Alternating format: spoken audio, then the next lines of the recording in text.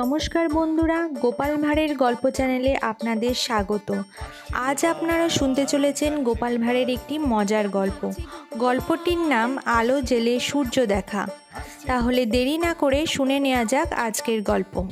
একদিন রাজসভা ছেড়ে বেরোবার মুখে রাজা কৃষ্ণচন্দ্র গোপালকে ডেকে বললেন, গোপাল, কাল খুব ভোরে রাজসভায় এসো। তোমার সঙ্গে একটা জরুরি ব্যাপার পরামর্শ করব ভাবছি।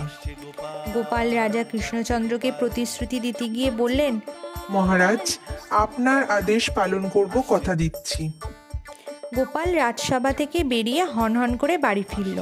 সে রাত্রে একটু সকালই রাত্রে আহারাদি সেরে গোপাল শুয়ে পড়ল। ঘুমোবার আগে স্ত্রীকে বলল, কাল খুব ভোরে রাজদরবারে যেতে হবে। মহারাজের কড়া নির্দেশ, অমান্য করার জো নেই। আমাকে কিন্তু কাক ডাকা ভোরে ডেকে দিও, ভুলো না যেন। ঘটনাচক্রে গোপালকে আর ডেকে দিতে হলো না। স্ত্রীর আগে তারই ঘুম ভেঙে গেল। সে স্ত্রীকে ধাক্কা দিয়ে ঘুম ভাঙিয়ে বলল, এক কাজ করো তো, বাইরে বেরিয়ে দেখো তো সূর্য উঠেছে কিনা। যাও, দরজাটা খুলে উকি দিয়ে দেখে এসো। তার স্ত্রী ঘুম জড়িত চোখ দুটো ডলতে ডলতে দরজা খুলল। বাইরে উকি দিয়ে বলে উঠল, কি যে বলো, বাইরে ঘুটঘুটে অন্ধকার, যে কি করে সূর্য দেখবো বলো তো। তখন গোপাল বলে, আরে, অন্ধকারে যদি সূর্যটাকে দেখতে না পাও তবে এক কাজ করলেই তো ল্যাটা চুকে যায়।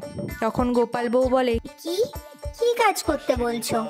তখন গোপাল বলে, আরে, আলো জ্বলালেই তো সমস্যা মিটে যায়। তো বন্ধুরা, এই ছিল আজকের গল্প আলো জেলে সূর্য দেখা। গল্পটি যদি ভালো লেগে থাকে তাহলে লাইক, শেয়ার, কমেন্ট করবেন।